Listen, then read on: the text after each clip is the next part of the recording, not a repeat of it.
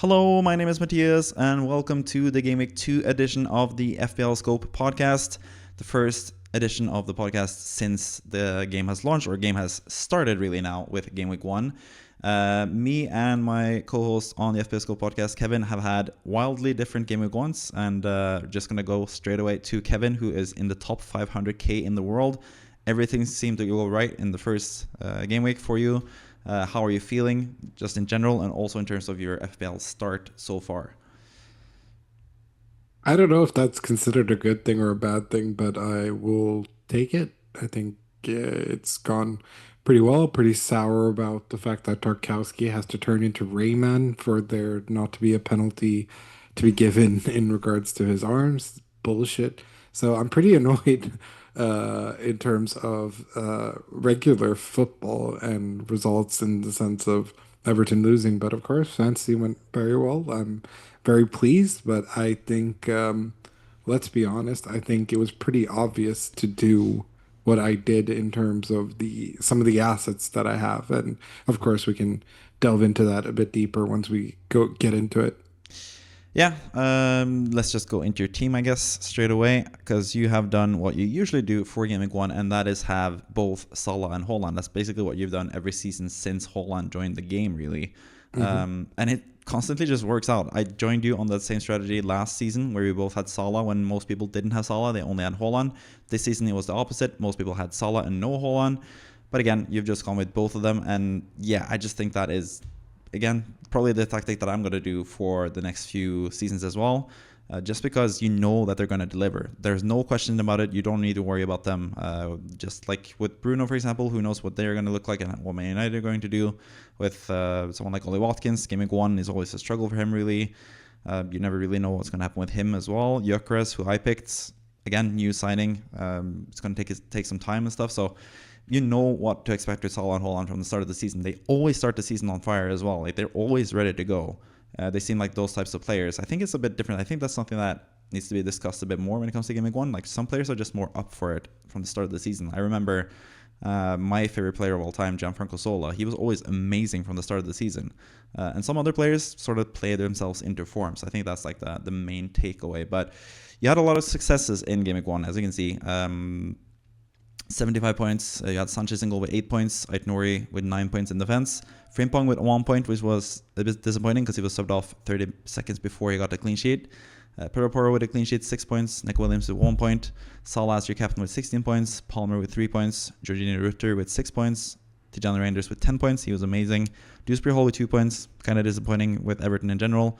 And then Haaland with 13 points. Then your bench is just a lot of cheap players, really. But you had a lot of successes in Game Week 1. But was there anything you regretted going into Game Week 1 or something that you look back on that you regret with the team, even though it did so well to start the season? Yeah, I mean, I think there are some players that I'm a bit annoyed that, even though it kind of worked out not having them, not having Aston Villa assets is a bit annoying considering the fact that, as we'll get to see a bit later, they have really good fixtures. And even though it was a bit of a blip, it was possibly one of the hardest games to start with. And, Yeah. let's be honest, if Isak was playing for Newcastle, they probably would have won that game, in my opinion, because I thought that's the one thing Newcastle were missing. They were missing a striker and having someone who is capable of just putting away their chances. And looking back, um, I think it might have also been a bit frustrating not to have an Arsenal player for game week 2, but that's why I don't have an Arsenal player because I have belief in other teams and their sort of strengths in the sense of their fixtures. And I think Arsenal have quite difficult fixtures, even though Leeds, yes, beat Everton, fuck off. But I still think, generally speaking, I'm pretty happy with the team that I have. And I think the funniest thing, or the thing that I'm most pleased about in the sense of the team, is Haaland, Reijnders, and Ait-Nouri have never left my team. And I'm so glad that all three of them Yep. banged from the get-go. Mm-hmm. I think maybe another thing is, of course, like when I look at my bench, I'm like, Jesus Christ, that's not going to ever come to save me. And I'm, maybe I could have gone with the Atletico Madrid player from Mozambique, Ronaldo as a backup defender and make maybe a midfielder or striker a bit stronger. But generally speaking, I'm pretty happy with the team. It's just now about seeing some things through. Williams was unlucky because it was just a random pen that they conceded. Yeah. Frimpong, I was quite literally 15 seconds away from it. If fucking Cody, stupid ass Gakpo couldn't misplace his fucking pass to Salah there, I would have been fine. And they probably like, yes, it's a butterfly effect. You don't know when they would have conceded, but they were always going to concede in that game. I thought Liverpool looked super shaky, so I was so close to gold of just getting a random ass clean sheet from Frimpong. Yeah. But you know what? Considering Sanchez got a goal removed because of sort of controversial ways, I'll take it. But also, he should have always saved that free kick as he shot it straight at him. It wasn't even that good of a free kick, in my opinion. Yeah, for sure. I think like in terms of your clean sheets and stuff, like I think it's kind of like Wolves could have scored in the first half an hour. I think Man City in general had pretty much control, but yeah, I think like the clean sheets that you got were sort of less likely than the clean sheets that you didn't get in a way. Like Frimpong, you could have had the really lucky clean sheet if it was happening. Like if you had stayed on for the 60th minute, got subbed off, and then Liverpool would have conceded, that would have been perfect for you, but that would have been also very lucky. And now you were super unlucky, but they did concede in the end anyway, so it didn't really make that much of a difference, potentially. Nico Williams was just like, really unlucky in general, but I think also most people have a Nottingham Forest defender, so I think that's pretty universal amongst everyone that they lost a clean sheet from that one as well. So, but all in all, team's looking really good. Also, your expletive-ridden rant there. We're going to test to see, because the videos now are getting monetized. So we'll get to see how it works for this video. This will be the first test with swearing, because I've been not swearing so far, but I think it's all right because of the new rules and stuff. But anyways, fuck it. Let's go. Let's see what happens. Anyways. But yeah, your game week was fantastic. 75 points, top 500k in the roll, 468k overall, which is a really nice game week 1 score, of course. You hope to build on from there. But again, who knows what's going to happen? It always changes a lot between game week 1 and game week 2. We know that Haaland is not going to score 2 goals every match, probably. We know like all these players like Watkins, Wirtz, Bruno Fernandes, Saka, all those guys, they're not going to blank every single game week either. So there's a lot of assets that you don't have that could eventually bite you in the ass. But so far, so good. With the start of the season, you have 75 points. And I think you have the biggest lead over me ever, because I don't think you've ever been 6 million places ahead of me, because I don't think there's been that many managers back in the day when you could have potentially done it. There probably weren't that many managers playing the game at all. So a great start for you. Let's take a look at someone that had a worse start, someone that had even worse start than me, and that is Kimo, the third founding member of the FPL Scope podcast. He got 41 points in total. Not many wins to see here at all. Salah with the 16 points as the captain. It's the main thing. I can actually just go through the team as well as it is right now for anyone of you listening. Mats Sells in goal with 2 points. He did also concede that goal. You can see Sells and Williams. Kimo actually had a double up on that Nottingham Forest defense, losing 2 clean sheets from that Brentford game. Nico Williams with 1 point. Konsa, who got a clean sheet in the end, but he was also sent off and managed to get 3 points in the end, because they still kept the clean sheet without him. Pedro Porro got a clean sheet, got 6 points. Salah with 16 as his captain. Saka with 3 points as the vice captain. Bruno Fernandes with 2, really close to getting that extra 2 defensive contribution points, but he was 1 away, Bruno Fernandes. Wirtz with 2 points. Dewsbury Hall with 2 points, just like your team. And then Watkins and Joao Pedro up front with 2 points each as well. And the same basically bench as you, except he has Reynildo. He has double defense super cheap players rather than double attack super cheap players. So he has Reynildo and Esteve next to Mark Guiu and Dubravka on that bench. So 41 points in the end for Kimo's game week 1 score. Not the best score for him, but again, who knows what's going to happen. Saka, Fernandes, Wirtz, Watkins, Joao Pedro, 5 players that you don't have that could all potentially get really high scores in game week 2. So who knows what's going to happen. But looking at Kimo's squad, do you think there's any like glaring mistakes, anything that you wouldn't have done yourself? Because otherwise, I think personally, like most of these players are pretty usually like heavily owned players in FPL currently, and I think most of them have some value. But are there any of the players that you don't like, or any picks you don't necessarily like, or do you think Kimo's just been unlucky in game week 1 in general? I think generally speaking, pretty unlucky with a lot of the results and some of the performances. Like Bruno Fernandes created 5 chances. Dewsbury Hall looked really good. He did some nice crosses. Yeah. Could have easily had an assist in the game and all types of things like that. And was taking every free kick and corner, which was quite fun to see considering his price point. I think generally speaking, the one sort of glaring thing is like we've all said that Konsa is a bit of a trap, and he showed immediately why because his red card was so stupid. But that being said, I can't fault the picks. Like Watkins is gonna come good, especially with their fixtures. I think Juan Pedro might have been the one that felt a bit knee jerky because I didn't think it was sustainable. That's why I didn't go for him myself. And I think Saka a bit unlucky too. Um, Again, Bert's he just had a weird game because we saw what he was capable of against Crystal Palace in the Community Shield. He instantly got an assist, looked a lot sharper, but he looked he just looked I don't know what I can really say in regards to him. I feel like he underestimated um Bournemouth. It felt like he constantly thought he had more time than he actually had.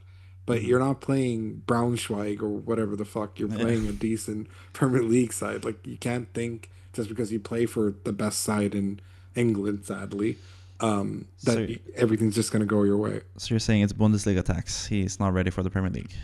No, that's not at all what I'm saying because that's complete bullshit. Considering I have Reinders and he fucking went ham. So Serie and A tax is not a thing. It's Bundesliga tax. no, according to all these people, it's anyone who hasn't played in the league hasn't proven themselves. But that's the biggest fucking myth, considering Michu balled out with Swansea. Because yeah, I still stand by it. La Liga ballers are more technical than the Premier Yeah. League ones. So, but that being said, I think Vert's just underestimated just how much time he had on the ball because it happened more than once Yeah. that he wouldn't look behind him and someone would cut him off, and all these sort of things. But I think again, all of these players were super unlucky because he doubled up on Nottingham defense. If that goes in, he has more of a score Yeah. closer to 50. So, and 50 would have been a nice, decent score. I always say aim for 60 a week because you end up like with 2,200 points at the end of the season. That means you've done pretty well. And again, this will turn. Like these are a bunch of players that I don't have that I'm scared of. I'm Yeah. just happy it worked out the way it did. Yeah. And I think the most interesting thing about Kimo's team is actually something that is sort of going unnoticed just because he didn't perform himself in Game Week 1. But Kimo doesn't have Palmer. I only just noticed. Like, he is one of the few that doesn't have Palmer. And it didn't really make a difference in Game Week 1 because he had Saka instead, who got more points, or the same points, I guess, with Same 3. points. Since both kept a clean sheet. But yeah, I think that's interesting going forward as well. He has Joe Pedro for like Chelsea cover, I guess. Maybe that's why he went for Joe Pedro, because he doesn't have Palmer. But I think that's also going to be interesting seeing what happens going into the future now. Because Palmer, again, did not really look that good in Game Week 1, but who knows? He is someone that could turn it on all of a sudden. But it seems like Kimo has just gone for Saka instead, which is potentially his captain in Game Week 2. We'll see when we get to his plans, really. But now let's go from someone that had a bad game week to someone that had the best game week in the FPL Scope Mini League, and that is going to be the Manager of the Week. Not sure if this is a real name or not, Manny Cure. It sounds like a bit of a fake name, honestly, but that is the name on the FPL Scope, or the FPL Premier League website, really, with 89 points, with goal Sanchez with 8 points as the vice captain, which is interesting. Choice of vice captain there. That is actually a vice captain. I have a little bomba for you. Yeah. Sorry, this is No, completely that's fine. irrelevant. Apparently, Arsenal are willing to meet the same conditions Spurs are for Eze. Yeah, that would make And sense. now it sounds like they've actually hijacked the deal because David Ornstein's the one who said it. Oh, really? Now that's very interesting in terms of FPL as well. So what do you make of that in Yeah, general? Like, Eze, it seems at least very likely that he's going to 1 leave. million% in my team if he joins Arsenal. He's going to leave Crystal Palace. So So yeah, what are you sort of hoping for in terms of FPL wise? Like, do you think Spurs would be a better fit for him FPL wise, or do you think Arsenal would be the better fit for him FPL wise? I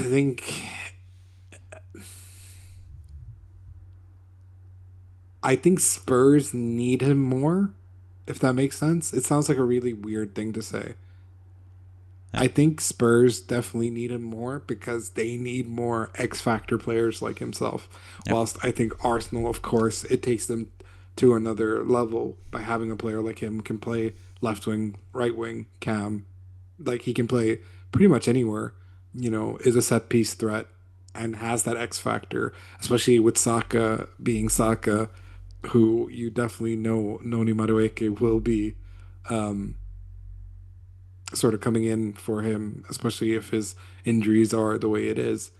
Um, I definitely think Spurs is more, it's FPL wise, I guess, a bit more needed, but I think, of course, he elevates any team he goes to. He is that good. I mean, yeah, I got the pleasure and displeasure for City fans, but obviously to the pleasure of Crystal Palace fans, I got to see him score at the FA Cup final, and he was definitely the difference maker there. And even my brother won some money on that because we had Eze to score and to get a shot on, obviously a shot on target. And of course, his only shot on target was his goal. And but that's him. He's a difference maker like that. And I think it's going to be interesting to see him leave Crystal Palace because I think Crystal Palace are going to be in a lot of trouble once Eze leaves. yeah. But that's Crystal Palace in a nutshell. They're just able to facilitate players like this, which is really cool to see that the league has just players playing for these less top six sides. Um, but yeah, this incredible move if Arsenal hijack it. I mean, Spurs are the team that gets hijacked from everything, so it's fun to see. Willie in now as a love it.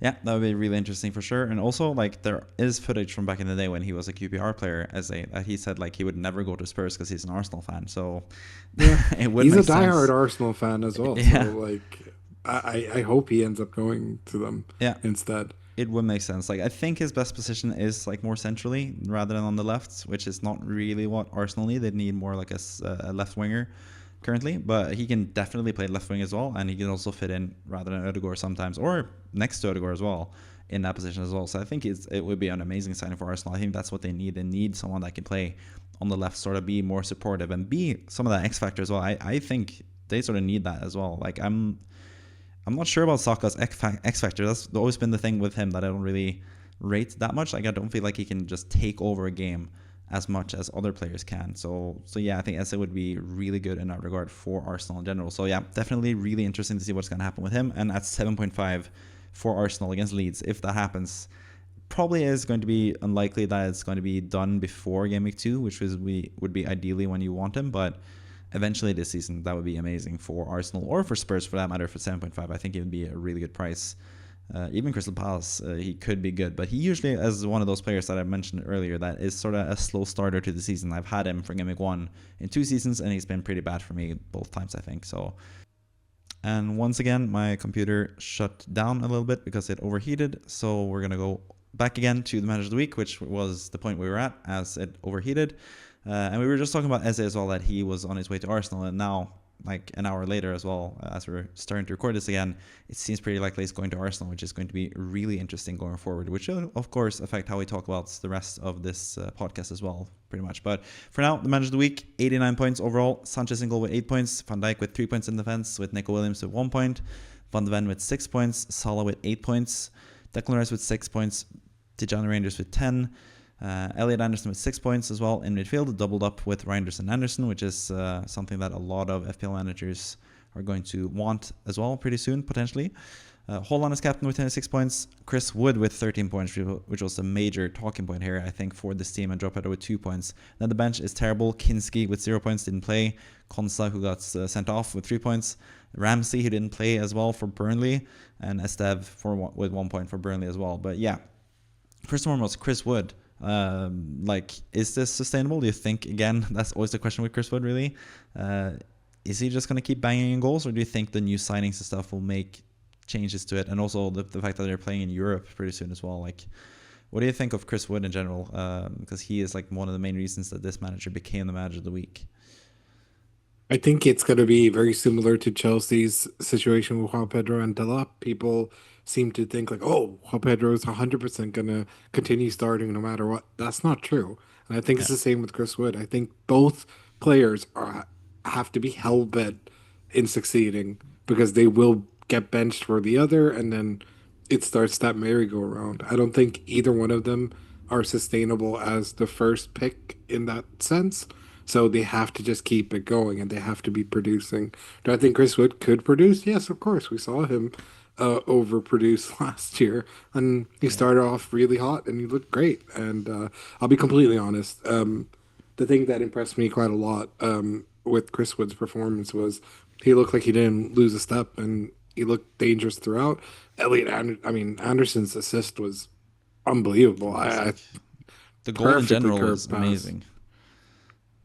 And classic Chris Wood bullshit volley that he like loves to do. Yeah, So yes, yes, I do think it's sustainable because I think it's about time we give him the credit he's owed in that sense. And yeah, I think it's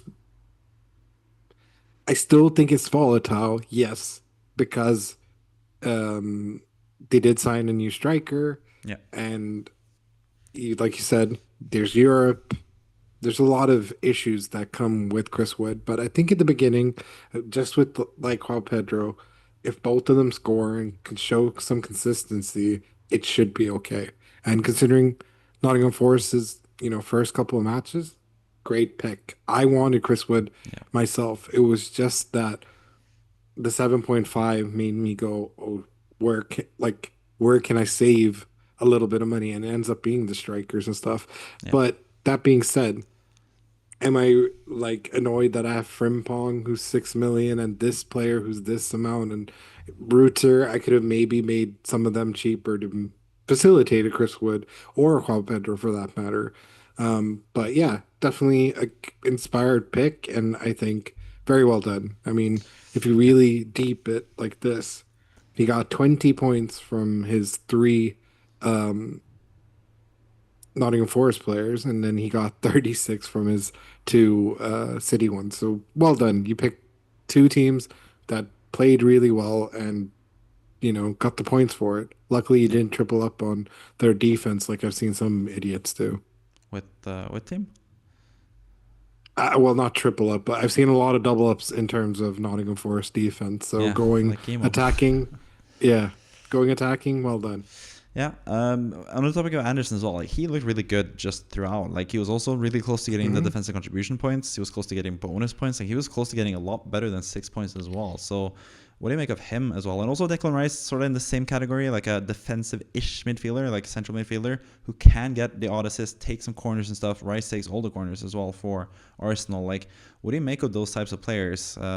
Really, like, do you think they're viable options, or do you think in the end they're not like explosive Ye- enough? Yes, I mean, considering the fact that Rodri looks like the hottest pick of all time, if he gets to get DEFCON points and gets his sort of between 5 to 10 goals, between 5 to 10 assists as well. Yeah, So for sure, there are options. And I'll be completely honest, I was one of those guys who was very skeptical about picking CDMs over central midfielders or central attacking midfielders or whatever it is. But yeah, DEFCON's been a bit of an interesting addition. I don't like the cap. I think it would be really fun if you got like someone who gets like 20. I'm not saying yeah, you should get additional 2 points, but you should get like a extra point for that or something. yeah. Van Dijk would have had that because he got 21 Yeah, defensive contributions. amazing. Like how is that not like that should be rewarded in some sense. Yeah, 17 Um, clearances was the main thing with him. Just crazy. Yeah, incredible. But also says how volatile their defending is because he shouldn't be reaching those sort of numbers Yeah. against Bournemouth at home. So, but Credit to yeah, Bournemouth no, though. definitely. I think yes, sure. CDMs are something that should be considered. And I'll be honest, I mean, besides that one, like, yes, it was a great assist and all that, he didn't look that great offensively. He looked great defensively. And was very close to getting the DEFCON points as well. But yeah, I see the hype now. You know, I was one of those guys who laughed at uh, people picking him and stuff, not because I didn't suspect that he could play well. Over Reijnders is the thing, but this manager actually picked both as well. Yeah, but I think it's bullshit to pick him over Reinders, 100%. Yeah. And I will stand by that. Yeah, that's the point I made several times in preseason as well. Like Reijnders just has such high upside. Like you want to go with the upside pick rather than the safe guy. When you go at that bracket, like go for someone that has like that high potential, and Reijnders has shown that he has that. But Anderson as well looked really good in general. The assist was fantastic. He had a couple other like almost assists, like the first goal for Wood was like to be confirmed type of assist thing where they were looking at him if he was supposed to get the assist. He could have had a penalty as well that was caused by his cross, really. So yeah, several avenues to points for Anderson. But for me, again, with him, it's more the same with Wood. Like the new signings, Douglas Luiz, for example, he is typically someone that takes corners and penalties potentially from Chris Wood as well. So he could be like a major disruptor for this team if he comes in for Nottingham Forest. But I assume, again, that Chris Wood has been pretty consistently good at penalties. So I think he'll keep them over Douglas Luiz, but I'm not sure Anderson would keep the corners over Douglas Luiz, but we'll see what happens there. But it's going to be interesting to take note of anyway. But anyways, this manager, 89 points, absolutely fantastic for Game Week 1. And because of that, they also get featured on the podcast with, we just did right now. And if you want to be the manager of the week as well and be featured on the podcast, you can join the FPL Scope Mini League with the league code FNPQ83. And if you have the highest score in one particular game week, you'll get featured on the podcast. And the interesting thing as well with this compared to last season, now I'm only picking managers that didn't use a chip, because that is basically such a huge leg up that I think is a bit unfair to the rest of the managers if you pick someone that has used the chip. So there were a couple other managers that were in front of this manager that had bench boosts, for example, in play. So congrats to them as well. But on this podcast, we're going to highlight the manager that had the most points without using a single chip. Maybe we'll make an exception for Wildcard, because that's like a long-term sort of chip. But triple captain, free hit, bench boost, you assume that those managers are going to get the super high score immediately anyway. So yeah, I just wanted to make note of that as well as we move along to the next thing on the agenda. And that's going to be the match predictions for this upcoming game week in Game Week 2. We're not going to go through every single game. We're going to go through a couple highlighted ones. We've chosen one each and one together, basically. So 3 matches that we want to talk about. We also made predictions for each and every single fixture this game week, and a lot of them are pretty similar. So I'll just go through them pretty quickly. West Ham Chelsea is the first game on the Friday. We both have Chelsea winning that game. You have a pretty close win there for Chelsea, 2-1, while I have 3-1 for Chelsea. Man City and Spurs, which we'll talk more about. We have both Man City win. I have 2-1 City. You have 3-1 City. So we've sort of done the opposite there with West Ham and Chelsea and City and Spurs, where we've gone 2-1 and 3-1 each. But we just did it the opposite way in each match, basically. Bournemouth against Wolves, that's one of the differences we have. I have a 2-2 draw there between Bournemouth and Wolves, because I think Wolves have like a different gear to get to, but I do also get why you would go with Bournemouth at home winning 2-0, which you have done. So 2-2 for me, 2-0 for you for Bournemouth.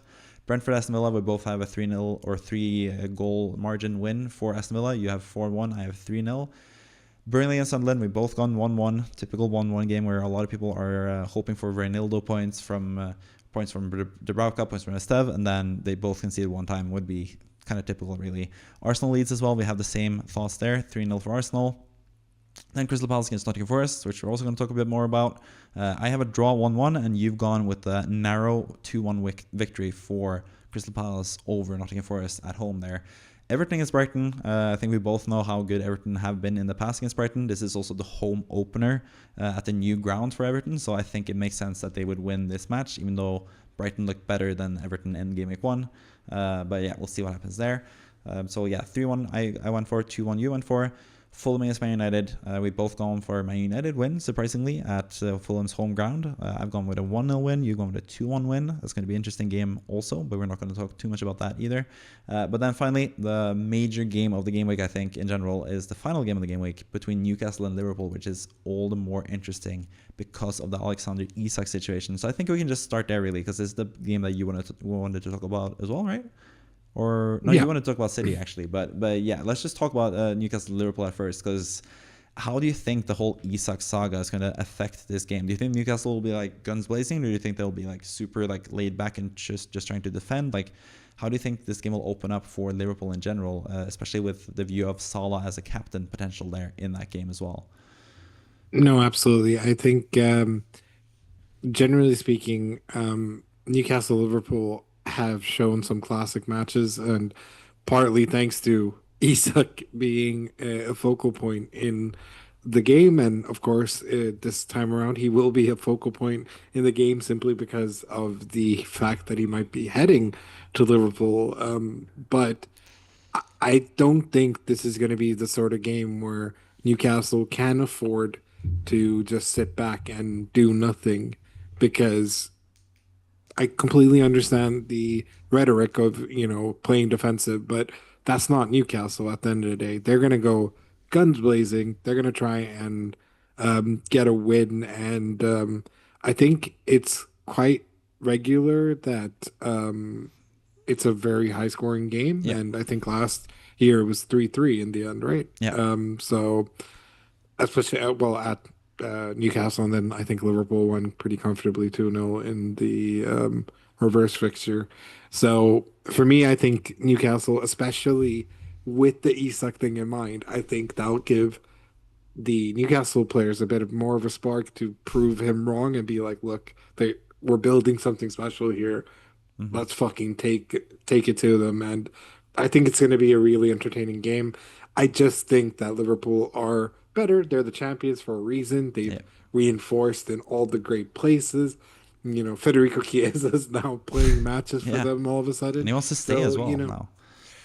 and fair enough to him, Yeah, I think that's really says a lot about his character, and we know because we're not idiots who only watch the Premier League. Sorry, FPL fans, but we watch world football. We know that Federico Chiesa is capable of more than yeah, what he's currently shown, and now to have that as a weapon in the tool shed and just Dominic Soboslai, Gravenberch, McAllister, this guy, that guy. Like, there's just so many interesting players at Liverpool. Gakpo as well. Like, yeah. they have Like an TK. abundance of attacking force and form to go with it as well. And I just think that sadly, they will try and grab a win. But it wouldn't surprise me if Newcastle showed up and especially at St. James Park. So that's why I think it's going to be a bit of a narrow win. I originally I think I put 2-1, but then I swapped it to 2-0 because it might be a bit of a headache with the Isak stuff because I do think they'll struggle to score Yeah, without a proper striker there. Maybe they should give Joelinton this chance to actually play in the position they bought him for, but let's see. yeah, But that being said, I think it's going to be a really entertaining game. I'd like to see Mo Salah. Like I thought his passing was great in the first game, and he luckily scored with his weaker foot in a very nice fashion. But I want to see more from him because I thought he was lackluster. I thought Liverpool in general were a bit lackluster, but they showed why they're the champions at yeah. the end of the day, and I think that's why we both predicted them to win. But it should be a really entertaining game. Yeah, I think they always just find a way to win Liverpool usually. I think that's what's going to happen here as well. I could see it being like a 1-1 game and then Liverpool scoring pretty late and making it all the more dramatic and making it like a really fun end to the game week. But yeah, I think Newcastle will try to be like trying to go on the counter because that's what they have now really with Gordon and Alanga and those guys. They're more set up to beat a team on the counter rather than like being super attacking and like going all the way up there really. But the midfield is interesting because Newcastle's midfield is absolutely fantastic still, so they do have a really good team. We saw that against Aston Villa, so it's going to be a tough game for Liverpool, especially with everything that is on stake here with the whole Isak situation. So it's going to be really fun to watch for sure. There's another match with quite a lot of things at stake as well, like sneakily, and that's the game that I want to talk about a little bit between two teams that are pretty similar as well. Because you said to me before the podcast that you were close to going with a 1-1 draw between Palace and Nottingham Forest as well, like I did. But you ended up going with the 2-1 win for Palace in the end after all. But yeah, just to touch on that as well, like the reason that this fixture is a bit spicy is the fact that it is between Forest and Palace, and Forest were kind of the main driver for getting Palace out of the Europa League down to the Conference League because of the whole Lyon ownership thing, and thus giving Nottingham Forest the position in the Europa League. So it's going to be an interesting game just because of that as well. But yeah, what do you reckon for this game, Palace against Nottingham Forest? You thought it was close, but you just edged it for Palace. Why is that really? No particular reason other than I think historically they have a good-ish sort of head-to-head, if I'm not mistaken. But I also would like to rescind my 2-1 because of the whole as a news. Because yeah, I completely went into the I think I said they'd win because Eze was going to play, but now looking back, I'm like, wait, maybe he wouldn't have even if he was going to Spurs. So I would like to rescind it to back to 1-1. But that being said, Crystal Palace are at home. They're just won the Community Shield. Yes, pretty unlucky not to get the win against Chelsea with the free kick. I mean, of course, it's a bit of a butterfly effect situation because you can't say for certain that Chelsea wouldn't have scored in that game Yep. if the goal had counted.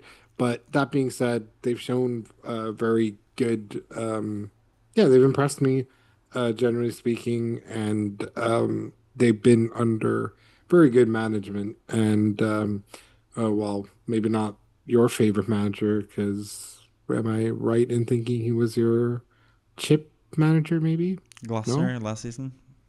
Yeah. Yeah, I had him when I was there at the Etihad Stadium and saw Crystal Palace go up 2-0 against Man City. I had 20 points in the bank on my assistant manager, and then Man City just turned it around after that stupid offside goal for Eze, who keeps like being like a bad player for me in FPL, but maybe that'll change as he goes to Arsenal. We'll see if that happens or not. But yeah. Anyways, Oh my God. They keep drawing to them. I think there's like draws are usually the most common thing that happens. yeah, So yeah, I'd like to resend my 2-1 back to 1-1 again. yeah, Thank you. basically, yeah. Yeah, Um, I, but don't get me wrong. Nottingham Forest really impressed against Brentford, yeah, and they did well. Marinakis owns the league, and everything should happen according to him. And they've just signed their 25th player of the season in another right back, which is like vibes. They're just signing everyone. So yeah. don't get me wrong. I think we might have done Nottingham Forest a disservice here, considering how well they played against Brentford and all that. But It was I Brentford just after think all. that Crystal, yes, and I think that's also a thing. It Without is also without Brentford. Damsgaard, without Schade, without yeah, Yes. they're going to be a lot better as well now with new players coming in Brentford, or hopefully a lot better. But Yeah, yeah, they were pretty weakened side against Nottingham Forest last time around. for sure. Yeah, final game that we need to talk about as well is Manchester City against Spurs. This is a huge game for a lot of FPL assets because a lot of people have Hmm. loaded up on Spurs players. Not that many have loaded up on City like yourself, but Spurs assets in general in this game, which is interesting. Pedro Porro, which we'll get to as well, is an interesting player in this game for sure. He got 14 points, I think, in this game last season, which was amazing. Spurs have a pretty good history away to Man City, but we don't really take that into account for the result really because we've both gone with a Man City win here. I went with a 2-1 win. Just kind of surprising that I went with a closer result because I don't really have that many good thoughts about Spurs, but you have a lot of faith in the City, so it makes sense that you gone for a 3-1 win here. But yeah, what do you see from this game and what made it the game that you wanted to talk about the most? Like, what's the most interesting thing to you about this game? I think it's generally speaking that a lot of teams will have potentially between 3 to 6 fantasy players in this matchup because I think a lot of people will have loaded up on, the likes of like a double up Spurs defense and Kudus, or potentially even, a Solanke or even Richarlison, depending. I definitely see a lot of teams that have triple up Spurs. I've seen less who've had triple up City, but still at least 2 City players, and most being a Reijnders and Haaland, or Haaland and a defender, or Reijnders and a defender. So it's interesting because in my case, I don't have 6, I have 4 because I only have one Spurs player in Pedro Porro, one of my favorite FPL guys and just someone I very much liked at Sporting. Because I guess Sporting is sort of like my Portuguese team because I have a lot of friends who support them, even though I've Yeah. told all of them that Cristiano Ronaldo is a little bitch and the second worst player of all time. Agreed. So, in that regards, I'm not going to say the words I want to say about Sporting because of Ronaldo, but they're bigger than Ronaldo, so whatever.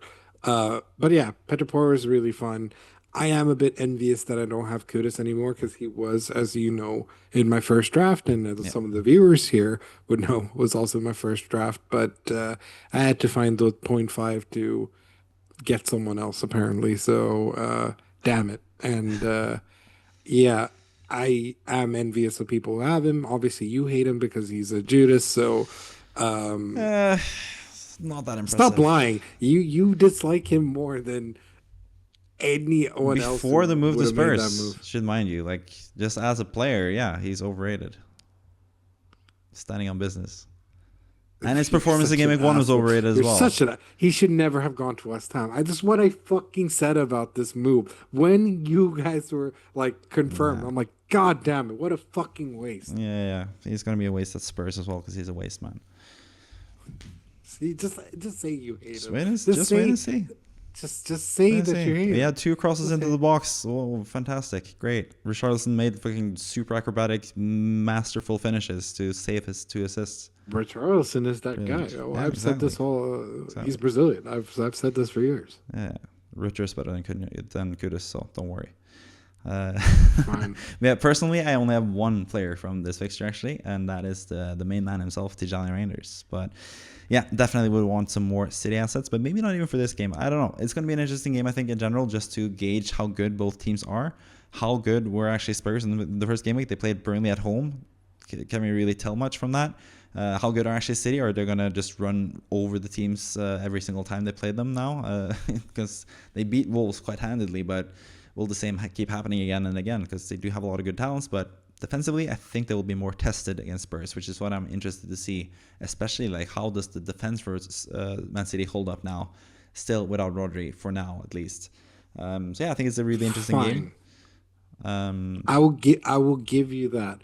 But we have to talk about how great they look offensively. Even City, Ryan Shirky came on and yeah. just absolutely did his thing as we knew he could. And they have It's Marmoush, Foden. They have several other assets that that haven't played yet either. It's just yeah, crazy. and there we're living in a world where Doku got to start over Barbush, so Yeah, here we are, And I don't not to put a slight on Doku or anything. I think he's a great winger. My issue is just that Marmoush is just meant to be one of the league's best, and I still think is the league's best, and yeah. will be potentially starting more games going forward. I don't know if it was like a injury or whatever it was to cause it. Maybe they just wanted a bit more pace because, of course, Doku is faster than Marmoush. But my God, once they get going and once Shirky gets to play more as well, unbelievable. And I think Yeah. that's going to be the sort of headache for Spurs. I think they won't they won't be able to handle all that offensive Mm. firepower. I say this and they might win 4-0, but that being said, I doubt it. I, I think just Haaland looked great. Like he even though he missed like some obvious sort of chances, that's Haaland at the end of the Yeah. day. They create that many chances that even if he misses one big one, he's gonna put them away. And fuck me, Rico Lewis looked like the second coming of I was gonna say someone who's super canceled now, so I can't say it. I'm gonna think of a different right back. But where did that assist come from and why did he look so good all of a sudden? Yeah. It's just He's very talented. interesting just to see just how well oiled the City side look. And again, yes, fine, it's Wolves and stuff like that, but they're Wolves are pretty historically good. not the best at the Molyneux and stuff like that. So I was very impressed with them. Yeah. I was very impressed by Ryan Cherokee as well. I think he is going to go down as like a super duper signing. Yeah. I don't feel I need to talk too much about Rangers, considering the fact that he's like one of the most transferred players in. Yeah. And I'll be The honest, most, I you think. guys, whoever didn't start the season with Rangers in your team, y'all fucking suck. I'm just gonna say it, okay? I'm just gonna say it with as much vitriol as I can because we spoke about him before the 2 goals in preseason preseason. friendly. Yeah. Like he is they the FP like I've gone on length about the prices that where I said like some prices are just right and some prices are completely wrong. Rangers, they gave us it's a blessing that he's 5.5. It makes no sense to me that Yeah. he's a 5.5 player and he got to play at Cam. He might get to continue playing there if he keeps performing the way he did. And he just looked amazing. Like the pass before the pass, mwah, Yeah. and then the assist that he actually got, and then he scored as well. Like, Hmm. oh my God. And he scored with his weaker foot. People need to understand that. Like, Yeah. guy can do It's it a all. great It's finish as well. crazy. Yeah. Yeah. Reijnders is amazing, and we both luckily have him in our team. And I think, I mean, that is actually like an interesting talking point as well. Like straight away, we can actually go to the fixture ticker as we talk about this as well. Looking at Hmm. City's fixtures, like they're decent, but they're not like amazing, especially right away. Like No. they do get amazing from game week 6 onwards. Burnley at home, Brentford away, and then Everton at home in game week 8 as well is looking decent. Uh, Hey, hey, hey. it is looking decent for now. They lost against Leeds, or you lost against Leeds. Okay, deal with it. But Spurs at home, Brighton away, Man United Okay, at home, Arsenal Sunderland, away. calm down. Let's not talk about that. They have Spurs, Brighton, Man United, Arsenal, 4 teams that you expect to Yep. be in the top 10 this season potentially. Yep. So it's not like the super good fixtures right away, but like, how would you deal with it? Like if you didn't have Reijnders for some reason, if someone hacked your team and sold Reijnders right before the start of the season, you have Rutter. Would you do Rutter to Reijnders straight away now in game week 2, or would you still wait to like have more transfers and stuff, or like what would you do in terms of that? Like, do you have a certain set of players? Like, would Yeah, I you? would. I mean, no offense to Richard, but like, just look at the fixture ticker. I'd be plenty pissed off. Yeah, but what if you had, let's say, Elliot Anderson then? The good fixtures at Nottingham Forest have and how good he looked. Like, would you sell No, him for yeah, Reijnders? yeah, I would. I mean, let's be real. Considering their price points, you could afford both. But if I had to, I would. Genuinely, I would. That's how Yeah. highly I rate Rangers, right? Because I think what Anderson doesn't have that Rangers does is a goal scoring touch. Mm-hmm. He's much better than him offensively. So For sure. yes, you might lose out of some DEFCON bullshit, but you want the goals and assists Some at the bitch end of the day. points. Yeah. But yeah, also like for example, if you have a midfield of like Salah, if you've gone like super heavy on midfield, like Salah, Palmer, Bruno Mm. Fernandes, Wirtz, and then like Josh King, and you can't afford to go from Josh King to Reinders, would you sell like any of those like premium assets to go with Reinders as well? Like, would you go that far as well to get him in like quickly straight away, or would you like wait it out? Like, how likely do you think it is that he'll score against Spurs, for example? Like, that's like the main thing you have to think about if you want to bring him in. Like, what do you reckon with that? Would you sell any one of those guys like Bruno Fernandes, Verts, Palmer, like those types of guys to get Reinders? Would you do that now, or would you wait for game week 3 where you could do like one move down and one move up with the funds you've saved, for example? So I don't think I wouldn't say that he's that much of a necessity for game week 2. Yeah, But long term, yeah, of course. yeah, Yeah, I will say that. That's why I have him from game week 1, and I only have one striker comparatively to everyone who's rocking to 2 or 3. So for me, I think yes, and I also think the thing that's so underrated about him is I think he can get assists and goals against anyone. I don't think it really matters. And I think that's what's so exciting about him. mm, If he gets to continue playing at the 10 as well, yeah, he will 100% continue this. This wasn't a fluke thing, yeah. in my We also opinion.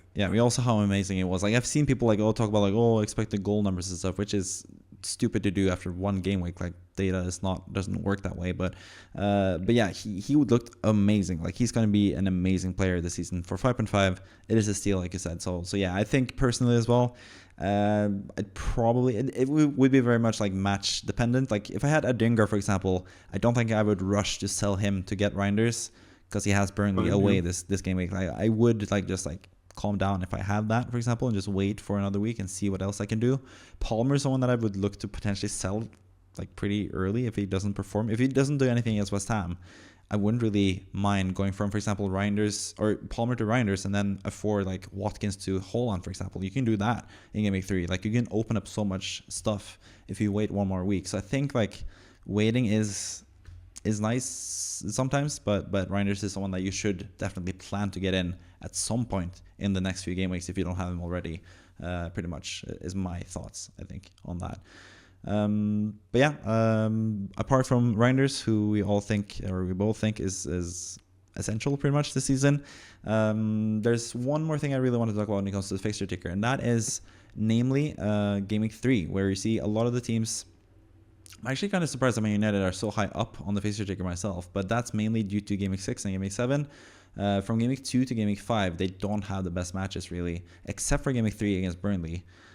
This is something that I've talked about throughout the preseason, both them and Newcastle as well. You can see there, their Game Week 3 against Leeds is looking really nice. Game Week 4 is actually looking decent as well against Wolves at home, but yeah, they also have pretty tough matches before and after Game Week 3.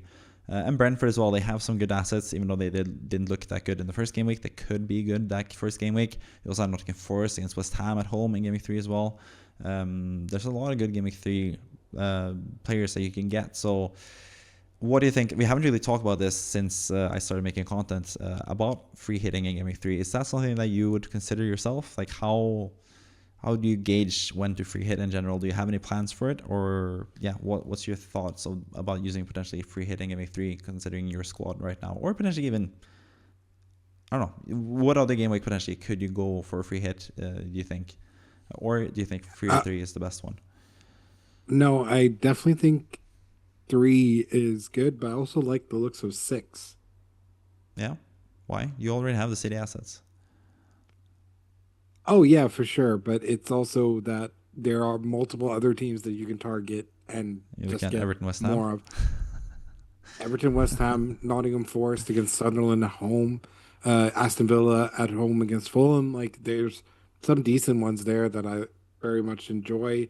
I Mm-hmm. also like the looks of set. Like there's a lot of fun ones that you can look at. I think personally, 3 looks like a lot of fun because so many teams are facing each other and top teams are facing each other to be very specific. Arsenal, So that Liverpool, could yeah. be the time. Yeah, and we know how as everyone likes to make fun of Bruno Fernandes, even though the guy got what 37, 38. I hate Man United fans. Okay, I'm just gonna go out and say it. Man United fans who are vocal about Bruno being a little bitch, fine. But anyone who's vocal about Bruno Fernandes not being an asset to your team, get over yourself. What the fuck is wrong with you? He is someone who gets multiple goals and assists every season, Yeah. week in, week out. He is amazing. I would 100% captain him against Burnley at home. Yeah, So, yeah, that's what I'm thinking as well. Though, like I think a Man United player would be the best captain in Game Week 3, but I'm not sure if it's Bruno Fernandes. Like I think Cunha and Mbeumo looked really good against Arsenal as well. Like, sure, what do you make of sure. like who would you pick for Man United even? Because for me, All I'm three. but Dorgu as well. Like he's playing as a left winger and he's 4.5 in defense. Like out of those 4 players, I don't really know who to pick. Like it's just like you have to leave out someone out of that bunch, and I think all of them have really good value. So and also who to captain as well. Like that is like some of the things that I'm struggling with Of like luxury course. problems. Huh? Yeah, of course. It's interesting, and I also think this Mason Mount experiment might come to an end a bit because Benjamin Sesko will start Yeah. playing, which means that Cunha will play at left wing, and that will also be very telling and something like that. But I just think Bruno Fernandes is still going to be on penalties. Yeah. He's still the captain. He Hmm. still takes a lot of the like. I don't think he's going to let Cunha start taking free kicks over him and all this type of stuff. And um, They actually you had a free know, kick, didn't they? They had a pretty I good free think, kick this past game, didn't they? Like in a pretty good yeah. position. Did Bruno And take it? Membuemo did not take it, even though it was No. situated for him to take it. Yeah. Was Bruno? It actually favored a left footed player, and I think it was Bruno who took it, Yeah. and like he completely messed it up. Yeah. Classic Bruno. But yeah, I still think Bruno. I might even go as far as to say Bruno would be first on my sheet. Like if I had to pick 3 players from Man United, I Yeah. think Bruno, Okay. regardless, is first who I pick. It's Interesting. just a question of Cunha and Mbeumo. They both look great. They Yeah. look really fun, Yeah. generally In speaking, general, yeah. and they will get going. Like I think Arsenal was the toughest test they could have gone, and they barely lost. Like Yeah. I understand I understand people of the rhetoric like, well, they lost, so who gives a shit? Blah blah blah. No, realistically, look at it. They looked great for a team that's barely played together. Yeah. In the sense of like new attack, a bunch of players that you know haven't gelled in properly. Relax. They will start to get cook. Maybe like some people are, oh, Amarim's not going to last a year and all this type of stuff. Maybe, but they finally now have the pieces they need Mm-hmm. to get going. Yeah. Sesko is a great signing, amazing signing even. And Buemo, Premier League improvement if you want to go with that bullshit rhetoric. Cunha, Move your mic a little proven. closer. Move your mic a little closer. There you go. Is it better now? Yes. So I think, generally speaking, you need to give these boys time to gel. Burnley is the easiest way to get them to start going. Yeah, I think so for sure, and that's like the main thing I think for me before Game Week 3. Also Newcastle, of course, they play Leeds in that fixture. Leeds looked pretty decent in Game Week 1, I guess, against Everton.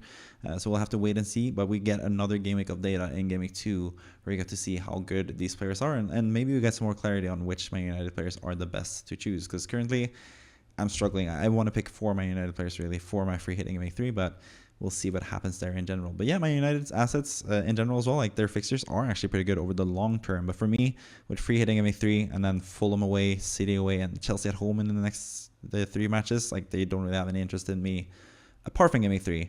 But then from Game Week 6 onwards, I'm potentially looking to bring in one of their players, potentially Bruno Fernandes, maybe Cunha or Mbeumo, maybe even Dorgu as well, on top of all that as well.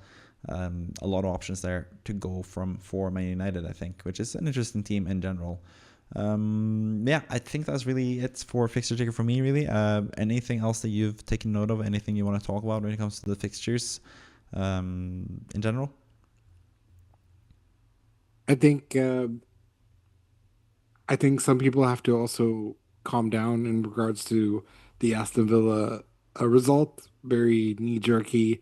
I've seen some people go like, "Oh, I'm gonna switch Watkins to Gyökeres. I'm gonna do this. I'm gonna do that." Like Morgan Rogers didn't do anything. Like, relax. I think the fixture ticker or the fixtures in general are beneficial for a lot of these assets. Just wait it out. Yeah. Cole Palmer as well, like against West Ham. No offense.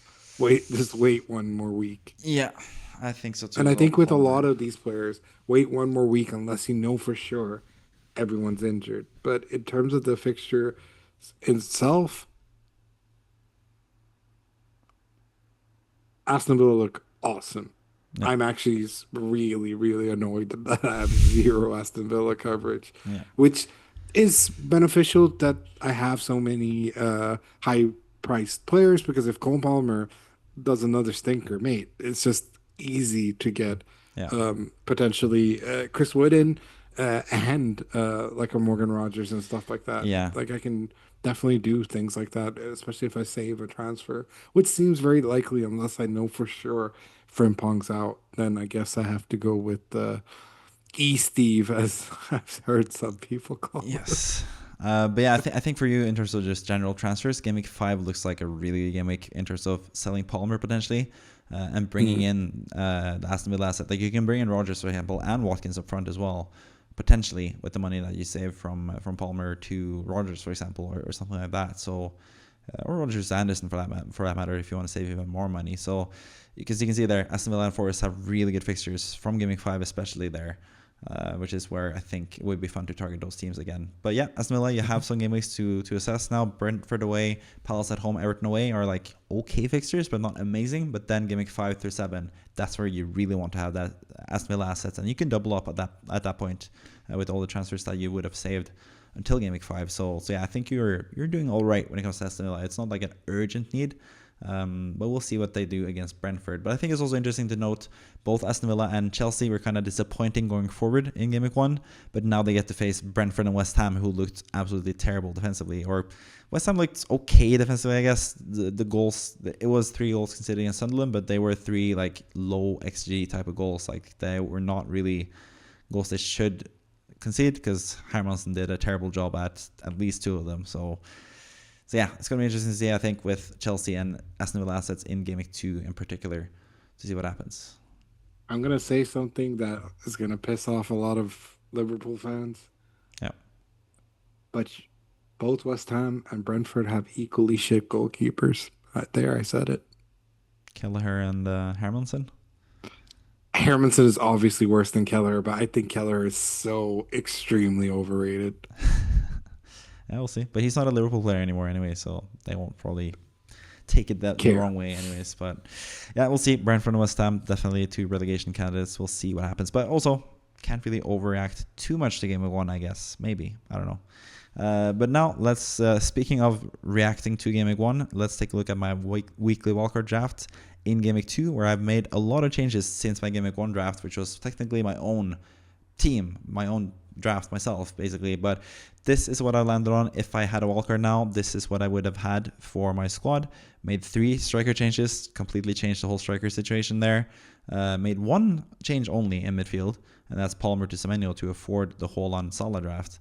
And then in defense, I've done 4 changes, and in goal, I've done 1 change as well, all over. So I'll just go through the team quickly. In goal, I have Sanchez and Dubravka. Defense, Cucurella, Neco Williams, Dorgu, Anderson, and Goodmanson as well.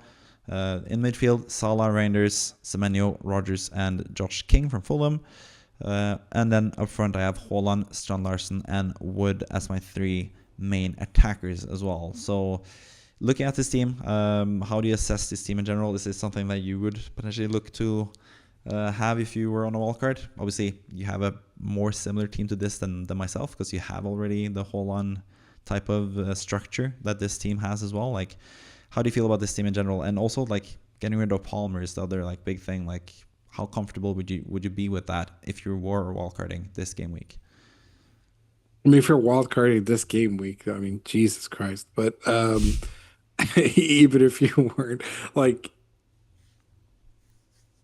bit knee jerky, and if you were to do that, surely you would try to find a way to get Saka in the team in that regards. But nevertheless, I think it is fine, because Palmer did not look very good against Palace. He looked more like the Palmer that finished the season rather than the one that was at the Club World Cup. Because again, he looked great at the Club World Cup. Holland looked great at the Club World Cup, and Holland actually translated that into decent form now, and Palmer didn't.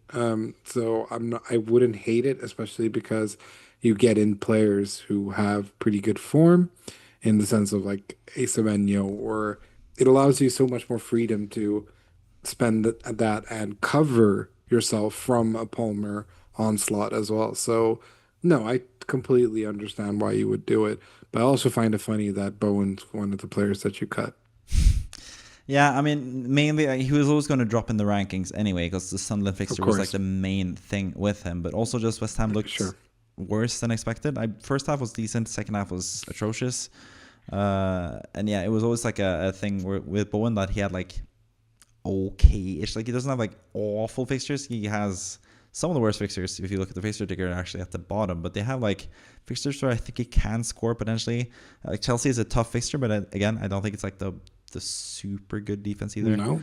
Yeah. So yeah, Bowen is someone that I really like for Game Week 1, and someone that I would easily be able to move to someone else, to a 7.5 forward, or go up to a 8.5 or 9.0 forward as well if I wanted to, especially since I'm free hitting in Game Week 3 as well. I save myself some time there and have until Game Week 4 really to see if Bowen is worth having or not. And yeah, it didn't work out in Game Week 1, which was like the main thing for him, but yeah, I don't really mind keeping him in my squad, but he's definitely someone I would sell if I was on a wild card. The other striker though, Mateta, is the one that I was a bit more hesitant to sell on the wild card, because I think he had a decent chance against Chelsea, and that was a tough opposition against Chelsea, of course. And I think he has some really good matches coming up as well. So I thought about having him over Wood, but I think just the Wood fixtures now are just so good that I had to go with him, I guess. But I don't mind keeping Mateta at all for my team. And also now with the news that Havertz is injured, and also that Jokers is most likely going to be on penalties, I don't feel too bad about having him either. But obviously, Haaland would be better. I also really like what I saw from Strand Larsen in the first 30 minutes when Wolves were actually trying to score, or were close to scoring in City. And I think he has some really good fixtures as well going forward, especially when Game Week 5, which is when I'm looking to bring him in myself. But But yeah, also, I just want to talk a little bit about Ait-Nouri because he's in your team. Obviously, I was close to having him in this wildcard squad as well. But for me, I'm a bit uncertain because if you look at, like, of course he did take up some really offensive positions as we've seen with him in the past. Like, that's what you'd expect from Ait-Nouri. He is so technical and really good going forward. But his main position, if you look at like heat maps and stuff, is part of like the trio in defense. Really, it was pretty much him, Diaz, and Stones as the three furthest back in the heat maps. Really, so I'm thinking like maybe when Guardiola is coming back, does he take over the Ait-Nouri spot and Ait-Nouri drops out of the team potentially? That could happen. Maybe they do the opposite though. They put Ait-Nouri sort of in the Rico Lewis position, just on the other side of the pitch. Really, that could also be the case. But yeah, I just feel like I'm not completely certain about Ait-Nouri's playing time still with Guardiola coming back. If they're going to play that same system with like really wide wingers, attacking wingers like Bob and Doku, and then having like more in like the traditional inverted fullbacks, if Ait-Nouri is going to be that position, because that is something that suits Guardiola really well as well. But yeah, Ait-Nouri played obviously fantastic. He got 15 defensive contribution points. That's another thing about Ait-Nouri. Like, his ceiling could be super high because maybe by him going to Man City unlocks him as a defensive contributions type of player as well. That could be the case. Don't really know. We don't really have much data when it comes to defensive contributions. We haven't really looked into it that much. So maybe someone switching clubs can do a lot of good things for your defensive contributions, because Ait-Nouri definitely showed that in the first game week. He went and tackled all over the pitch. Really, that's how he got his defensive contributions mainly. So yeah, you have Ait-Nouri obviously. I think you would have kept him if you were doing a wildcard as well. I don't think you have any reason to sell him at all. But what do you make out of Ait-Nouri in general? Because you had a pretty, like, you thought he was super attacking as well in this game and had some really good positions. So how good do you think Ait-Nouri could be, and how do you rate him compared to other 6.0 defenders? Because I'm going with Cucurella here, but it could have been Ait-Nouri, it could have been Gabriel, could have been Van Dijk for that matter, or Frimpong. Like, I think a lot of the 6.0 defenders are still looking pretty good. So what do you make of the 6.0 defenders and Ait-Nouri on top of all that? No, I think Ait-Nouri, like I always said, like he'll get benched if he does something that Pep doesn't like, and Pep is very anal about stuff like that. So for sure, I think it's very telling that if his heat map is, him being more centrally in central defense and all this type of stuff, then sounds like he's following Pep's instructions to a T, but still getting the freedom to join the attack when they're overloading. And Yeah, hell, it might have been a statement game because he was playing Wolves, his former side, and all this type of stuff, which I said was a big reason as to why I wanted him yeah, from the get-go. But I also just think he looked great. I think he is still playing with that sort of absolute mad lad. I'm gonna run up and down the pitch, tackle you no matter where, and sort of just very impressed with what I saw. So for me, I don't think he should be on the cusp. I think he should be in the team. yeah.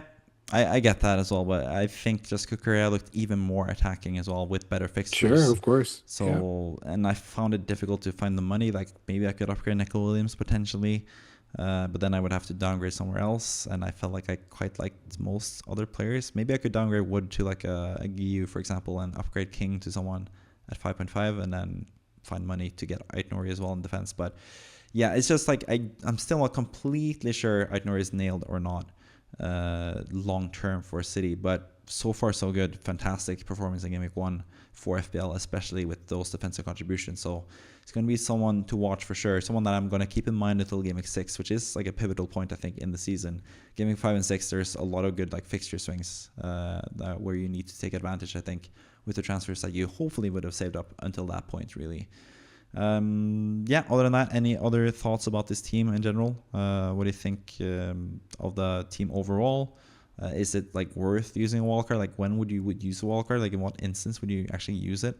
And how close to this team would you get, you think, if you were wildcarding this week yourself?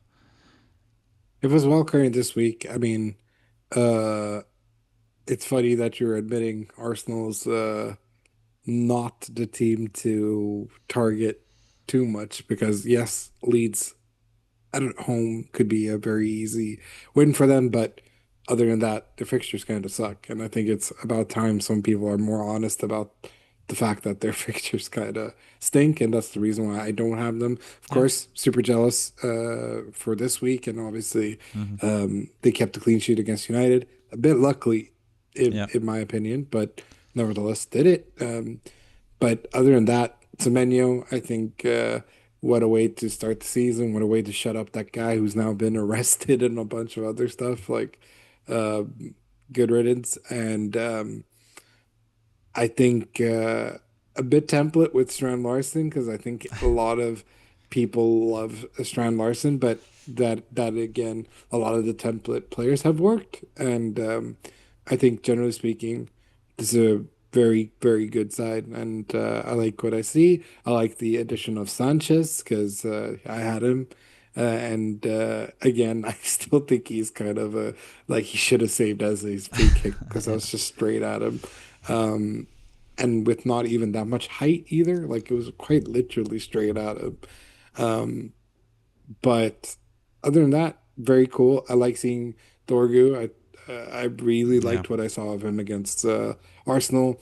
I think Goodmanson is a really good enabler because he looked pretty good against Everton. Yeah. Josh King, or what is his name? Yeah. Also It's Josh Josh King, King. Yeah. right? It Yeah. is, right? Yeah.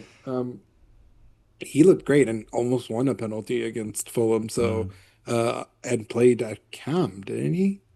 Yeah. Played attacking Like midfielder. 4.5. very interesting player. And I Yeah. think Chris Wood, the fixtures just dictate him to. You have to have him pretty much. Yeah.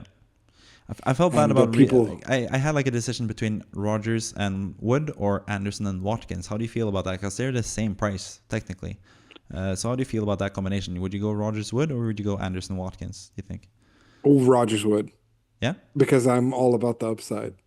Screw DEF CON. Yeah. Screw being a CDM. You That's know, fair. Yeah. Rogers is a fucking troll. Like I've told you last year, pissed me off and kept That was I kept amazing for benching me. him and he kept hauling, right? Yeah.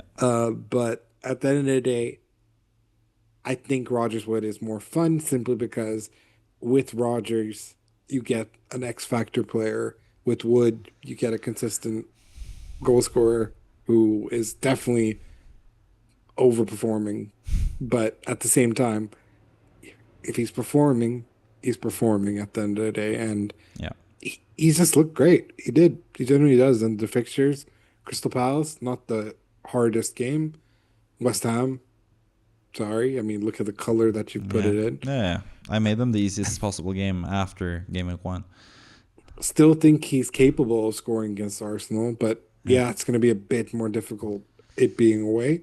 And then Burnley, come on, it's like Burnley sucks. Scott Parker is going to get fired. Yeah. As he usually does in the Premier League. Yeah, so Bournemouth, Fulham. yeah, Yeah. yeah. So I like this. It looks good, and if you're already needing the wild card, fair enough. Go for this team. Yeah, that's fair. I know a couple people that could use a wildcard. Mainly, a lot of people in at my at my job. I work at like a kindergarten. A lot of people that have no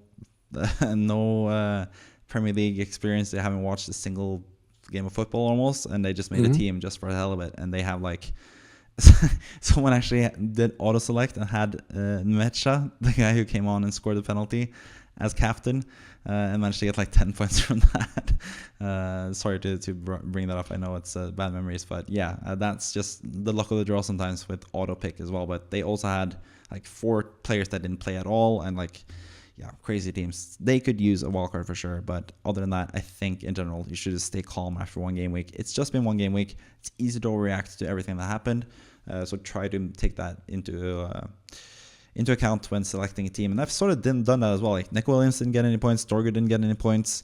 I still brought him in for this game week. John Larson didn't get any points. It's just because I thought they looked good, and I think they have like decent potential going forward. Really, that's why I picked them pretty much.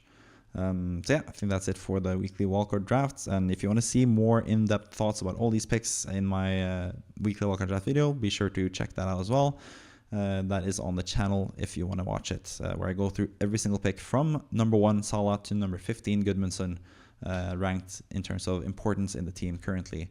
But yeah, let's move on to your current plans. Your team is not too dissimilar to this actually, because you have a lot of the same the structure basically with the City players with Salah and Haaland in place already. You have Palmer as well, of course, who plays West Ham, which is a really nice player to have here. In general, I can just go through your team quickly and who they play against. Sanchez in goal for Chelsea against West Ham away. Ait-Nouri against Spurs at home. Frimpong against Newcastle away. Pedro Porro against City away. And then Nico Williams against Palace away. A lot of away matches here, which is going to be a bit tough for the defense. Salah against Newcastle away. He's currently your vice captain. Palmer against West Ham away. Jorginho against Everton away. The away fixtures keep coming up. Reijnders against Spurs at home. Dewsbury Hall against Brighton at home. And Haaland against Spurs at home as well. On the bench, you have both Dubravka and Esteve at home to Sunderland. And I think that's where I want to start. Like, you've benched both of them. What is your thought process with benching them? Like, how close are you to potentially starting them? Could you start one of them? Could you start both?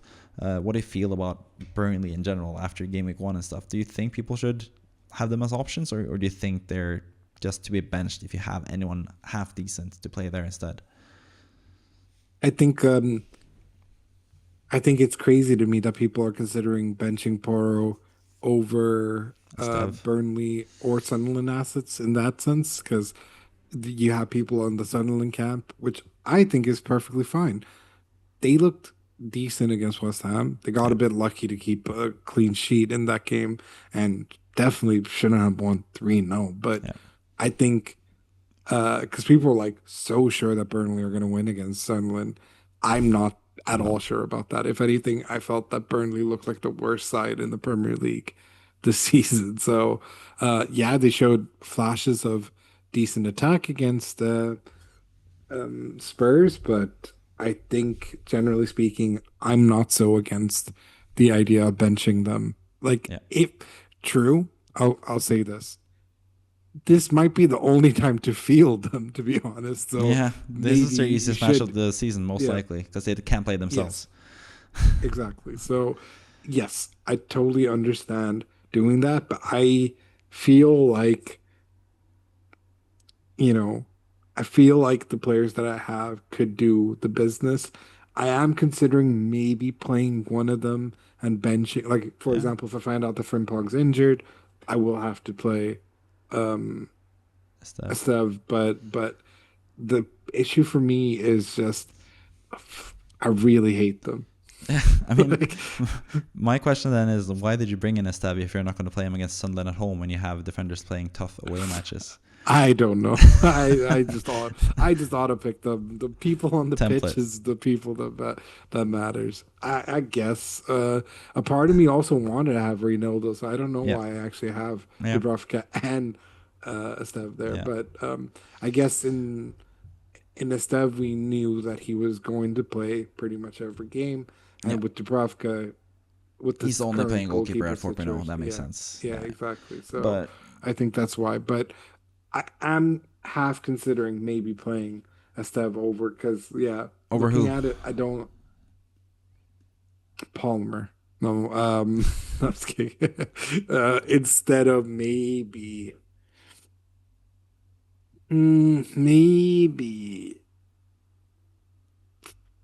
Frimpong, because Porro you need to keep because of the he's gonna play wing back most free likely. Kicks and take set pieces. Yeah, so like you have to keep him just simply because of that threat. I didn't love that Kudus took all the corners though. What the hell was all that shit about? I think Thomas Frank just likes in swinging corners, so Porro took them from the left and Kudus took them from the right to get them all in swinging. Nico Williams, is he sure starter? Palace away? I'm not so sure. Depending on Essay, I guess, if Essay stays or not. Yes. Yeah. So if Essay stays and plays that game, would that be enough for you to go with Esteve over Nico Williams? Yes, potentially. Maybe that prick can finally score, huh? Yeah. What about Sanchez versus Dubravka? Is that like just clear cut? Sanchez is the better goalkeeper for the better team, or is he even the better goalkeeper? I don't know. But is he just the better team playing for the better team? Is that why you're going with him, or is that like a decision for you, or are you settled on Sanchez? No, but like if you look back at Chelsea's defensively, they do actually look pretty good, and that's possibly why. But I could also see Bowen scoring against Chelsea. It seems like he's always up for a bigger game like that. So yeah, maybe one of them might come in. Yeah. or So both. or both. So you're still not sure really if you go neither, Nah, both, because I or one hate of them them. so much. Yeah, I kind of hate them. I do So expect I some of might them to go. score. To be fair, like Adingra, Yeah, like Mayenda looked really good. They have Mark Gu on the bench as you have, ready to yeah. come on. So yeah, I think I would max go Bench with. boost. I would max. Yeah, Bench that was boost. also going to be another question I would have potentially, but I think I would max start one of them. I wouldn't be too opposed with a Yes. bench boost just to go for it. Like who cares really? But Yeah. with your case with Krupi Jr. and Mark Gu, who most likely aren't going to play, or at least Gu didn't play in the first game week, I would not bench boost with your bench. But if I had two like decent players aside from Dubravka and Esteve, I probably would look likely to bench boost potentially. But yeah, I don't really know. Personally, if I were to choose for you, again, it is really difficult. I think Nick Williams just has that attacking threat as well that makes me want to play him over Esteve. But it would be between Williams and Esteve for me because I think Frimpong, assuming he's not injured, he's going to be too amazing as well because we know how good he can be going forward. And also Newcastle didn't score the last game either, so clean sheet is still a decent opportunity for Frimpong as well if he gets to play 60 plus minutes, which is the one thing with him as well. When it comes to goalkeeper, I'm obviously no fan of Sanchez because he's been so bad to me in the past in FPL, but I don't know. I think I would be closer to playing Dubravka over Sanchez rather than playing Esteve over Williams, but I think I would actually land on the same thing as you have currently with Sanchez and Nick Williams for now. So yeah, hopefully some of you guys got anything productive out of that. But anyways, the other like big question I guess is captaincy this week.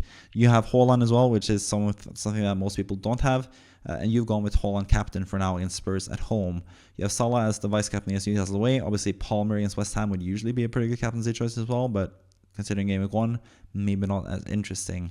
So yeah, I'm guessing it's between those three for you in terms of captaincy. Mm-hmm. And what are your thoughts when it comes to captaincy? Are you locked on Haaland? Could you still go with Salah? Could you potentially think about Palmer? Like, what is your thinking with captaincy as well this week? I think it's going to be between the two that I kept captain and vice captain since the start, which Yeah, is those two. And I think I will be reversing it. I think Holland's a different beast when he plays at home. So yeah, I think I will go with that. Haaland captain. It's just a question of whether I believe I want the storyline of Salah, and also uh it's also nice to have a captain that's very last in that sense, Yeah, because the sometimes Monday game. it does work out, and with getting a bit more rest and etc. But I think Holland looks sharp. He looks sharper than Salah. I'm just gonna say it. He did. So, Yeah. and I think Spurs are there for the taking, and it's going to be such a big hit for them that as they end up picking Arsenal. Yeah. L's after L's. Oh, your mic played out. Yeah, just fell out. I They took L after L so far, and I think that's going to continue. And long may it rain, because screw Spurs. But Agreed. and I say screw Spurs because they have Richarlison, and now I read a rumor that we're trying to get him back. So great. Everton, yeah. Nice. That would Yeah. be a nice signing. Yeah, so that's pretty much your team and your captaincy decision. You seem pretty locked Hmm. on Haaland, but it seems like you quite like Salah as well. If you don't have Haaland, it seems like Salah is the obvious pick over Palmer as well, Yes. in your opinion. So yeah, that makes Yeah. sense as well. Let's move on to Kimo's team. We have another captaincy choice when it comes to Kimo's team because he has Saka as well, who he has chosen to have as captain as it stands right now. He also has Great, great, Watkins. great. Also has Watkins in the storyline game against Brentford, where he usually scores. I think like the last 3 seasons, he scored every game he played against Brentford, just about. So he's another potential option there as well. So Salah, Saka, Watkins is a bit of a different trio. Like, what do you make of that captaincy choice between those three? I think Saka stands out the most, Yeah, simply because it is Leeds at home. It's Arsenal's first home game of the season. I think Saka's a brilliant choice there. And I think uh, if we had Victor Gyökeres and Saka, we'd probably score against Leeds. So, yes, I think this Leeds side that now has gone way overrated just because they beat Everton with a bullshit penalty seems to be taking everyone from or deterring people from captaining their Arsenal assets. But that makes me go, why the fuck do you have Arsenal assets if you're not going to captain them against Leeds at home? You're 100% going to do that. They're going to beat them, I think, comfortably. 3-0 they both And had. yeah, like, and we didn't even speak to each other in regards to the Yeah. results as, to put people minds at ease. Like, he asked me for the things first after having already done the um, predictions himself, and then I posted to him. And then the fact that we think so similarly means that we genuinely believe that this Arsenal side is gonna beat the snot out of Leeds. So, They need to make a um, statement. and I think if you have Saka for 10.5, like, you expect him to score. Yeah. This is the best time to do it. Captain him all the way. I don't mind it at all. I'm not gonna I mean, because it's Kimo specifically, if Salah ends up playing better because he's Egyptian, of course I'll give him shit because it's fun to do that and it's fun to tease him about it. But no, you have to captain Saka. Whether Watkins is a choice, yes, but he's not explosive enough. That's always been my gripe with Yeah, like Watkins, 25 except that points against Brighton.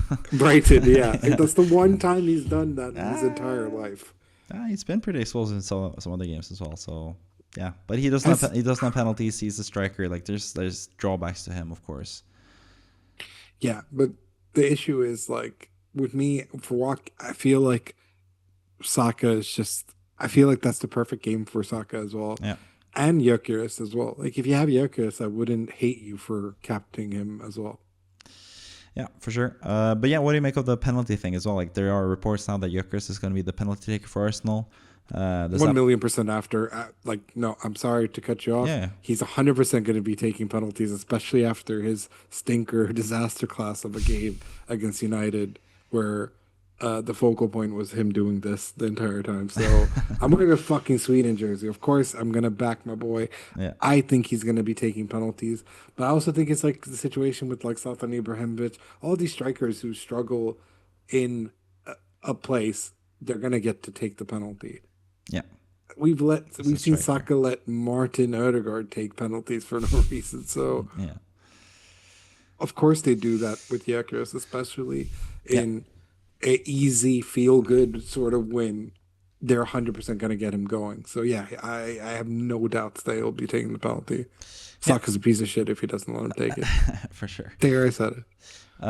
Then we also again have the same type of issue here with Kimo's team. He has Esteve starting in his team because Konsa was suspended for this game week because he got a red card in the first game week. But again, you mentioned Reynaldo as well, that you kind of like him more. He plays away, obviously. Esteve plays at home. What do you make of Reynaldo versus Esteve, this esteemed matchup, or this esteemed battle between the two 4.0 defenders? Like, who do you think is the better choice to start in this game for Kimo? I think you have to go with the home team Yeah, in the end. I will give Burnley that plaudit, and because if this is the like this is the only game you'd want to play him for, so just play him. They're not at the yeah, Stadium of Light because I don't think if this was West Ham at at home, home. at the London Stadium and all this type of stuff, it wouldn't have been a 3-0 loss. Yeah, They probably, you know, you would have gotten what you wanted out of Bowen. He would have gotten like 16 points. Life would have been good. You probably yeah. would have even captained him, specifically because he's playing. You wouldn't have at Nah, home. Salah against Bournemouth. I was pretty set on that, regardless. Fair enough. But yeah, it was a bit of an anomaly win, Yeah, especially in that it fashion. was. Yeah. So I think you got to give Burnley the chance to Okay. do something. This is the one game where you can be like, you know what? Go for it. Yeah. So go for it. So should he go for Dubravka in goal as well over Cells, or what do you think about that? Ooh. Because Cells doesn't have the attacking upside that Nico Williams has, so maybe it's a bit different there when that's the choice. Maybe if you want to play it super safe, you could play Dubravka in goal and you take Ronaldo in, and then you spread Double it bet a that way. little bit. Yeah. Yeah. But you know, if you're gonna back if you're gonna back the boys, then back the boys against Crystal Palace. Because yes, I do Yeah, think they're very Eze dependent, but I also still think, you know, Mateta's Mateta at the end of the day. hopefully. Yeah. That's what I'm hoping for. But yeah, that is Kimo's team. He has some interesting players, of course, with Watkins, Joe Pedro, Fernandez, Wirtz, who all blanked in the first game week, Saka as well, for that matter.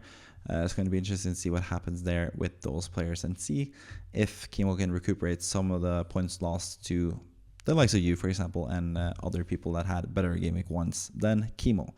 Speaking of having better game week ones than Kimo, we go to the manager of the week as the last manager that we need to talk about. That is again Manny Cure, if that is your real name.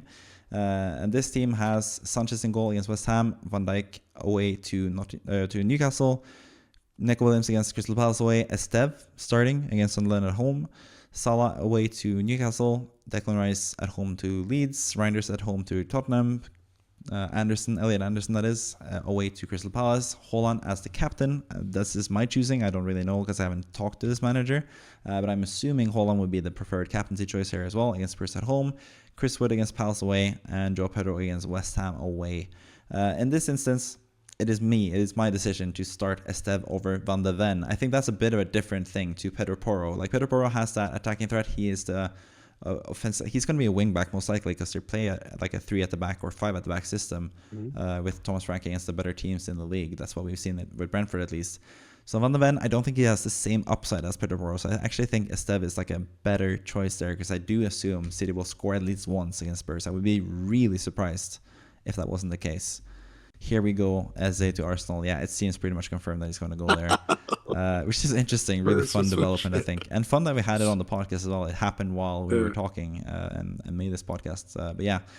So yeah, what do you make of that? Esteve versus Van de Ven again. Let's, again, pair up Esteve and have him battle off some of these other alternatives, like Esteve versus Van de Ven. Yes, I think that's fine. I think Van de Ven, as much as I like him, and I think he's, you know, when we did the report for him, what, a year ago, 2 years ago, I told you he'd be one of the best center backs in the league, and I still think that.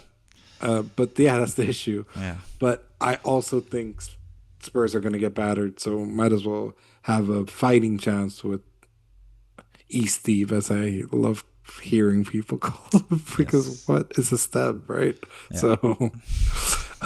So go with Steve over Van de Ven, simply because I think you have more of a chance of a clean sheet. Like, Van de Ven could easily score against City because he's one of those like Romero types. He likes a goal here and there. He was close to scoring he was close against Burnley of all teams. Yeah, from some pieces. So he is good at that. No doubts there. But I think City are going to dominate the game. So you might as well give it it's more like a 60-40% chance of or 60-40 for Burnley to actually keep a clean sheet, whilst I feel it's like 20-30 or like 20 to 30% chance that City or Spurs keep a clean sheet. So you might as well go with the higher odds. Yeah, I think so too. Also, when it comes to this team, in terms of general outlook, I think it looks pretty good, of course. I think the Forest players have really good fixtures until like game week 6-7, and then they get a bit worse after that. And I think like the plan for me, like I think in terms of transfers, both for you, Kimo, and the manager of the week, I think just standing pat and doing no transfers is the way to go. I think that's generally the best way to handle Game Week 2 because you get 2 transfers in Game Week 3 and then you can do 2 moves. You can downgrade one player and upgrade another. I think that's more sensible really than just doing 1 transfer and then waiting for the next week to do another one.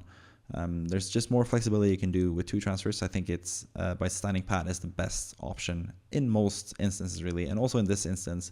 But I think for Game Week 3, what I would look to do with this manager's team is downgrade Joao Pedro to Strand Larsen because he has really good fixtures from Game Week 3 because he plays Everton. I gotta mention that again.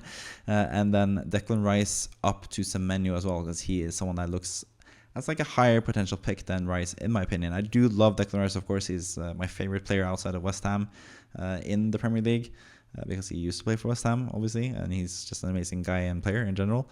But I think like with tough fixtures that Arsenal have, especially game week 3, if you don't free hit in game week 3, if you don't follow that thing that I'm going to do, and then I think selling Rice and getting Semenyo would be a pretty good upgrade, considering how good Semenyo looked in game week 1. So I think that would be my general outlook for this team. Other than that, I think the team looks really good.